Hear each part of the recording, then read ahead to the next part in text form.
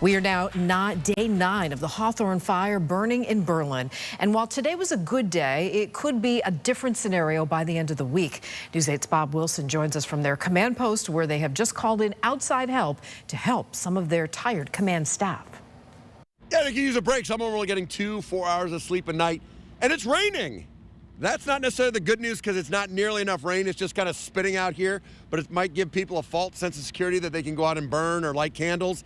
Not the case. But the good news is this, and I'm going to read it to you because it says that 30% of the fire line is completed. That means there's about an area of 150 feet wide that is already charred, that they don't believe can catch fire again, already cooled down. So 30% completed here on the Hawthorne fire. That's the good news.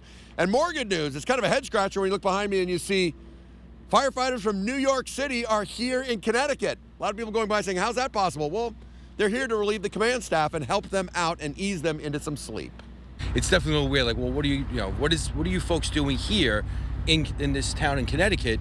And we said, well, we're here to help. We come in, we just try to help organize the chaos and make things better each and every day. The FDNY incident management team travels the country, helping those who've lost everything in a hurricane or a flood or a wildfire. We came with 15 members to help relieve them. We actually absorbed some of them, so our team is not just 15. We have locals from Connecticut. We learn from them, we shadow them, we take over, they go home, they got some much needed relief. How much sleep do you get? About 2 to 4 hours a night.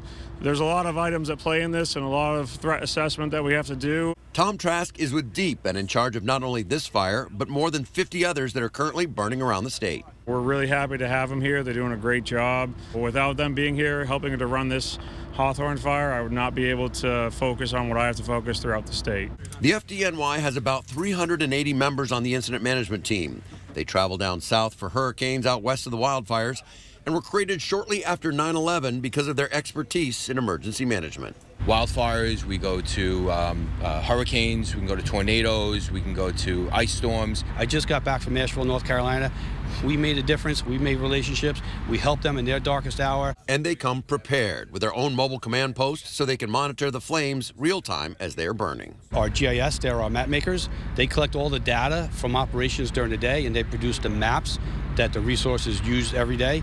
We also have our planning section chief is in there.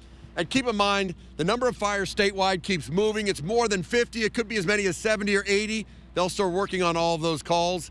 And while it's raining now, we're heading into a really warm stretch. And they're having firefighters, volunteers coming down from Quebec to continue the relief. In Newington, Bob Wilson, News 8.